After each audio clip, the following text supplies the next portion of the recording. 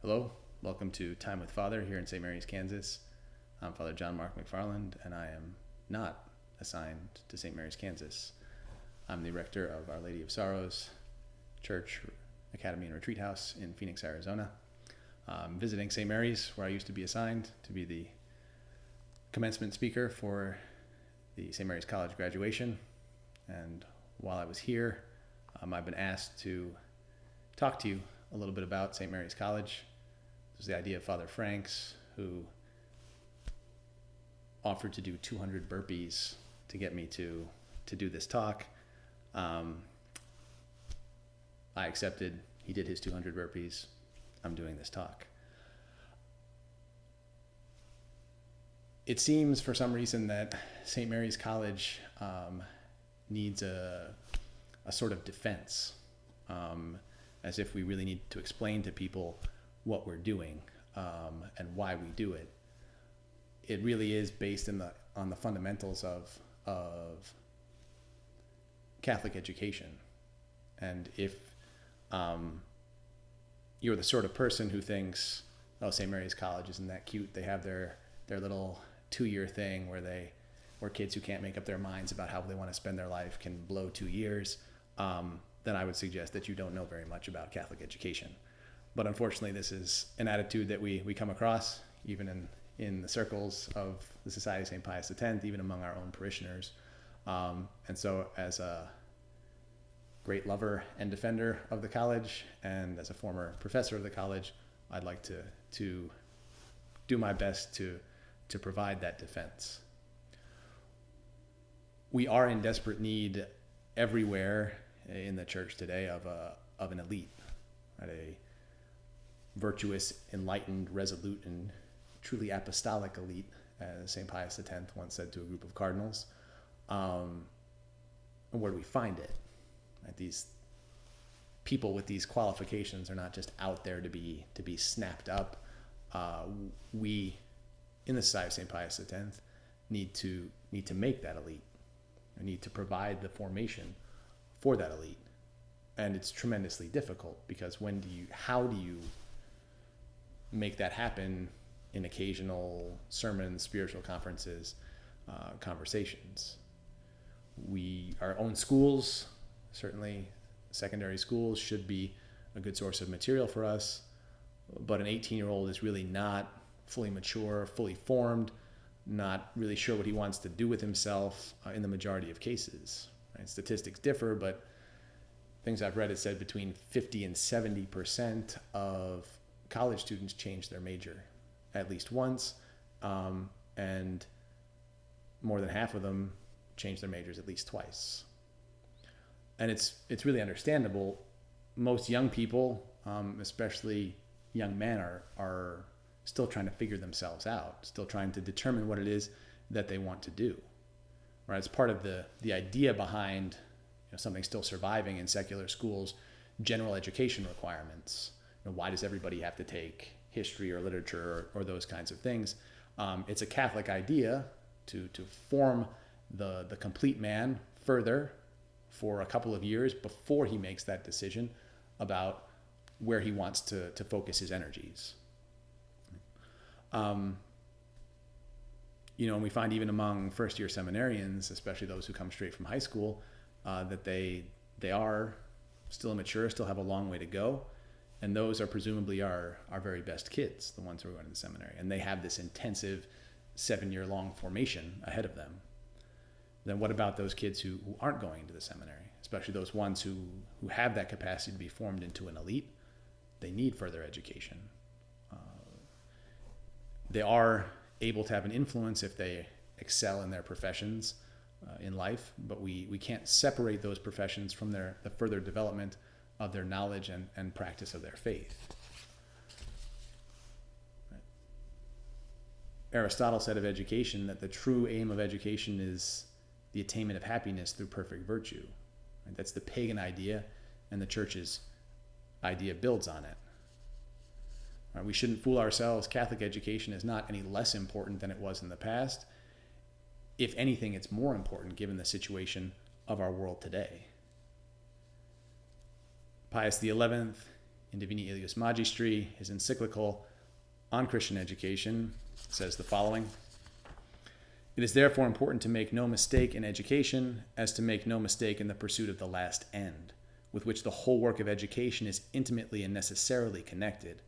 In fact, since education consists essentially in preparing man for what he must be and for what he must do here below, in order to attain the sublime end for which he is created, it is clear that there can be no true education which is not wholly directed to man's last end, and that in the present order of providence, since God has revealed himself to us in the person of his only begotten Son, who alone is the way, the truth, and the life, there can be no ideally perfect education which is not Christian education." And that is Catholic education, traditional Catholic education. Right? It's meant to prepare a man, a human being, to reach his last end, which is, of course, eternal life. There are not two or more goals to human existence. Consequently, there can't be two or more goals to the education of the Catholic. "For what shall it profit a man if he gain the whole world and suffer the loss of his soul?" Our Lord's own words. And it just makes sense. Right? How can the process of developing the mind and the character of a human being for what he must be, how can that fail to take into account his very reason for existence and still be of any real value? And contemporary society, of course, and this definitely affects all of us to a certain extent, I think, we think of education, especially higher education, as job training. Right? That's a modern idea. It's not a Catholic idea. It's part of education, but it's not the whole story or even the most important element, obviously. For what does it profit a man if he gain the whole world and suffer the loss of his soul? Right? It's difficult, it seems, to shake this idea, even for our faithful, even sometimes for us priests. The writer on education, Father Edward Lean, says, "To succeed in life is not equivalent to achieving a successful career. For career is not an end, but a means." So it's perfectly possible, there's plenty of evidence in the world all around us, to be materially successful, utterly miserable, and fail to save one's soul. Right? The very nature of man, his intellect and his will, are what set him apart from animals. Therefore, his happiness is a function of the use of his intellect and will, which is what makes him like the angels and like God. And the ordination of education to the last end means that it must be the life of the intellect and the will. For the Catholic, knowledge and love of God as our friend, as our Father, as our Savior, etc. So the end of education of Catholics should be a Catholic intellectual and moral life, a Catholic life, briefly. And reduction of post-secondary education to acquiring credentials for a profession is reducing it to its material advantages. It's prostituting something that should be noble to the service of mammon. Right? We're concerned with the attainment of everlasting life first and foremost, not with the attainment of money. Are the graduates of our high school totally equipped? Do they have all that they need for the development of this Catholic moral and intellectual life to its full potential? If we say that they are, I think we're lying to ourselves. I've spent a lot of time over the last 8 years working with young people at this age, and most of them simply are not ready. All right, here's a quotation from J.H. Canfield, who was the president of Ohio State in the year 1902. "Very few young men know themselves at the age at which they enter college, and I think that others know them less.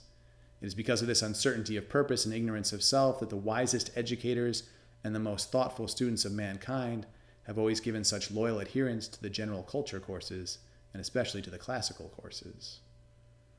Right. 1902. I don't think things have improved significantly since then, in the last 118 years. Furthermore, we cannot say that our young people are really ready for what they're going to encounter in the world. Right? They're immature, and the world is seductive, right? Leading away from God at every step. And we know, I think all of us have that experience, that we We have a lot of kids who lose the faith, who totally go off the rails at this age, and sometimes they're kids for whom we really had high hopes. So what are our options to educate these young people that have been entrusted to us? Well, we can think about universities, and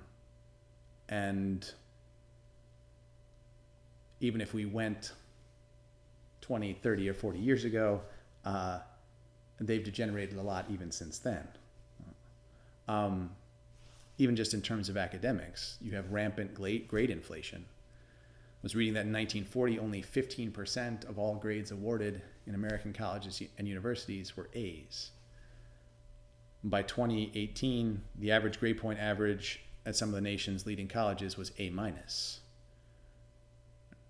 University of California at Berkeley, 3.59, Columbia University, 3.6, Yale University, 3.63, Harvard, 3.63, Stanford, 3.68, Brown, 3.75. That's not academically serious. That's giving more A's than giving all other grades combined. On top of that, at these large universities, often considered prestigious, you have all sorts of ridiculous classes, a sampling of some real classes. What if Harry Potter is real?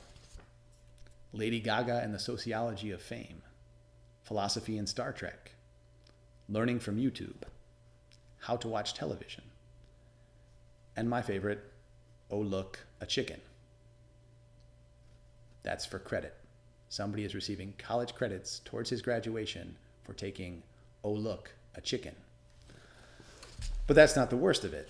You have this liberal indoctrination that's taking place everywhere. You have fortunes spent on diversity programs. You have rampant promotion of sexual promiscuity and sexual deviancy.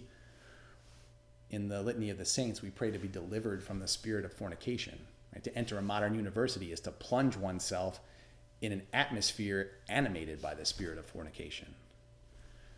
In these places, there's an overt hatred of religion in general, and of the Catholic Church in particular, often dressed up as a kind of academic objectivity. Liberal professors outnumber conservatives 9-1. The value of diplomas is diminishing. You have oversaturated graduate schools. There's not a formation of minds, not even necessarily the teaching of skills. It's a matter of signaling, just sort of issuing credentials. And often they're not very good at that. Many businesses simply don't care that much about a lot of degrees anymore. And to study the liberal arts in these institutions, forget about it. And the humanities courses are the very worst. Among college professors, there are more self-identifying liberals among English professors than in any other field. Right? And they're reading garbage modern lit, or they're seeking intersectional narratives in the classics. And what's the cost at these universities? A fortune. Average tuition, state schools in-state, nearly $10,000. State school out-of-state, over $25,000. Private institutions in the neighborhood of $35,000. That's a lot of money to spend on taking Oh Look, a Chicken. And I would say, in any case, I would only recommend for any kid that he go to a university like this for a very specific, very worthwhile goal, right? Knowing the young person well, and that he should know the program that he's entering very well, have studied it thoroughly. He should spend as little time on campus as possible, and should not for a moment consider living on campus. So much for the universities. What about the conservative Catholic liberal arts school? Admittedly, a lot of the above disadvantages are not present. You go to their websites and read about them, and on the surface, they sound like exactly what we traditional Catholics want. But if you dig a little, you look at the course descriptions, check book lists, it's clear that they are enmeshed in the problems of the conciliar church. You have classes on Nostra Aetate, or that have the Catechism of the Catholic Church, or the Revised Revised Standard Edition of the Bible, or Hans Urs von Balthasar, or Romano Guardini, and so on, as required texts. These things that are animated by the spirit of modernism. Right? And the cost at these places is, I think in every case that I looked at, more than $30,000 a year. If it was really good, that might be worth spending money on. But again, that's a lot of money to spend on a suboptimal education. Right? In centuries past, Catholic colleges were founded because the secular and the Protestant schools were not considered places to send Catholic youngsters to be formed. The principle is all the more applicable today. Those places are crazier than ever. Academia has lost its mind. It seems obvious that we in the Society of St. Pius X need to provide our own solution. And we have a college. We have St. Mary's College, which is undoubtedly a serious option for a 2-year liberal arts degree, a challenging, balanced liberal arts curriculum.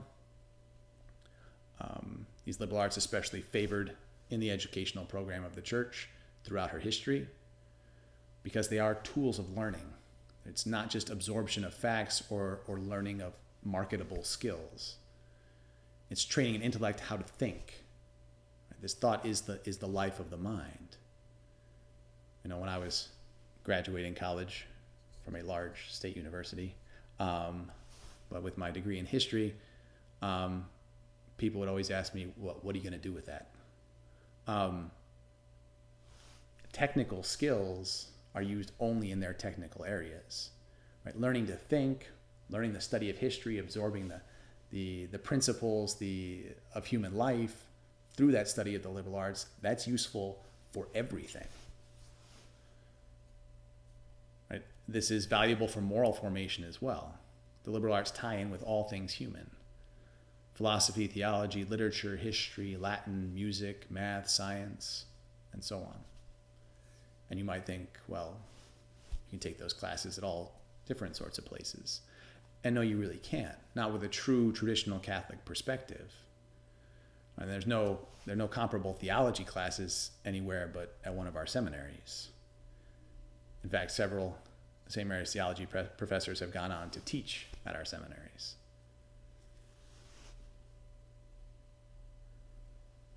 We do have talented and capable teachers. Most of them do have their doctorates, for those of you who are impressed by credentials. We have priests teaching the theology and the philosophy. It is a 2-year program, at least for now. But one can still get a solid grounding in the liberal arts, and then if desired, move on to some more career-specific degree or training.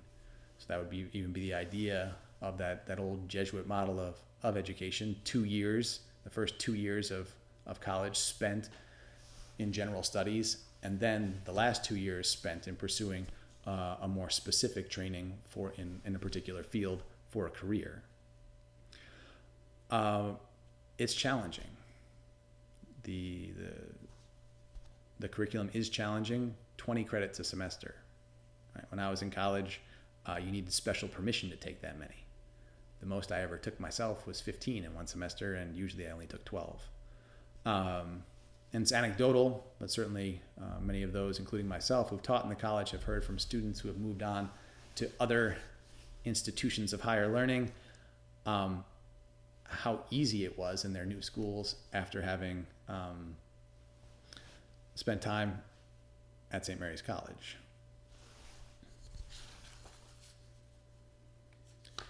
And they are being prepared in St. Mary's College for what they will face in the world. Right? Learning how to meet those challenges to their faith through philosophy, right? through theology, so apologetics, the defense of the faith, theodicy, learning the rational proofs for the existence of God, the study of ethics, learning the force of the natural law, which is so much under attack today. I had one of the students I taught in my first year teaching here in St. Mary's, after she graduated, went to nursing school, and I was speaking with her 6 months or a year after her graduation, and she said to me, I can't imagine having come here first without having gone to St. Mary's College. And she would have been sucked in by that pressure around her, been unable to defend the things that she believes. The social life of St. Mary's College is an important element as well. It is an all-traditional Catholic environment. There's not a lot of institutions of post-secondary education in the world that can claim that. Generally, they're pretty serious young people coming to the college. Certainly a notable difference. One time I was teaching first year course in the college and 12th grade in the academy here in St. Mary's, and there's a difference, a notable difference, even in just that 1 year and in the mentality between high school and college. The college students want to be there. They really want to learn. They have a higher than average academic ability. They have a much higher than average seriousness about the practice of their Catholic faith. And on that account, the friendships that they form are generally deeper and longer lasting than their high school friendships, right? And it's not a minor point. When they go to a modern university, with whom are they in contact? There's all sorts of potential for acquiring undesirable associations, right? Or they have to remain aloof, which is difficult to do. Find their own friends at church, often not having a very large pool of other young people from which to draw. Right? There are plenty of college-specific activities for them in St. Mary's that put them in contact with one another and foster the development of those Catholic friendships. The spiritual element, the access to the liturgy, at least 3 public masses every day, weekly mass for the college itself, for the college students, with a sermon directed at them, more sung and solemn masses than almost anywhere, compline every night, vespers on Sunday and feast days. There are 12 priests here in St. Mary's, 2 of them teaching in the college. They also have a dedicated chaplain who's assisted by the priest professors. There's spiritual direction or other advice and so on available on a regular basis, dedicated confession time, a weekly spiritual conference, and plenty of informal contact. They will never again in their lives have the opportunity for so much contact with priests. There are retreats every year, 5-day retreat, alternating such that everyone there for 2 years gets a 5-day Ignatian retreat 1 year and a 5-day Marian retreat the other year. Right? And those are not nice extras. The spiritual life is the essential of human life. Are we going to form the Catholics of the future by divorcing their higher education from the life of their soul? And is there a time of their life where guidance, the liturgy, the sacraments, and a truly Catholic atmosphere are more needed?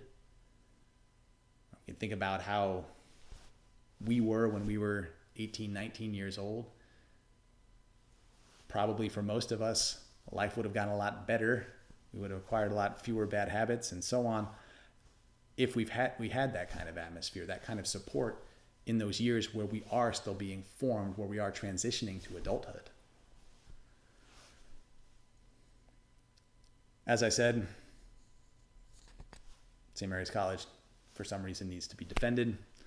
And you have lots of objections. Some of them are not serious enough really to deal with here. But I'd say the big one is that the school is not accredited. And it's true. The school is not accredited. And people presume that means that you can't transfer credits, and so 2 years at St. Mary's College is a waste of time for someone who wants to go on to get a specific degree or a particular job. Accreditation does not mean what most people think it does. It does not mean that if you have it, then your credits necessarily will transfer to another school. And it doesn't mean that if you don't have it, that your credits won't transfer.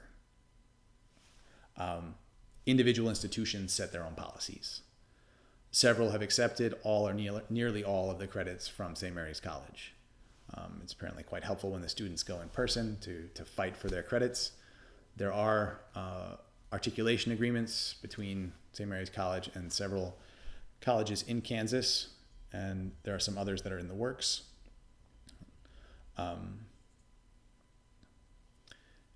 And so it is possible to transfer credits and go on elsewhere and not be behind after those 2 years. But the fundamental thing to remember and to emphasize is that education is a lot bigger than being a matter of employment. And that I want to re-emphasize. Certainly we want the full use of the talents of our young people in their professional lives. But that is subordinate to the full development of their spiritual lives. The other objection is going to be cost. I don't want to spend money for something that won't make me money. Current costs at St. Mary's, $7,800 a year for tuition, $6,000 a year for room and board. It's not negligible, but considering what one receives, it's definitely worth it. It's cheaper for tuition than the average state school is for a resident, and there are work-study opportunities for the kids to pay off some of that tuition even while they're here. And the final objection I'll deal with is people saying that, well, St. Mary's College, it's just like 13th grade.